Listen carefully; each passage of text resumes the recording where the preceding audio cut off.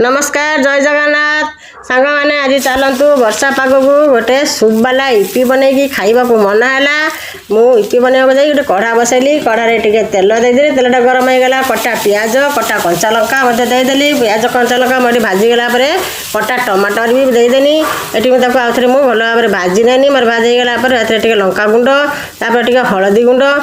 देकी मुझे भल भाव में जीरा गुंड देकी मुझे आउ थे भल भाजीदेनी भाजला पानी देदेनी कहीं आम सूप वाला मैगी इपी बनवा ना टे पानी अधिका लगे पानी देदेनी पानीटा मोर भल भाव में फुटीगला मुझे देदेनी मैगी मसला देदेला इपी मसला देदेला मोर इपी गुड़ाक मुझे छाड़देनी तापर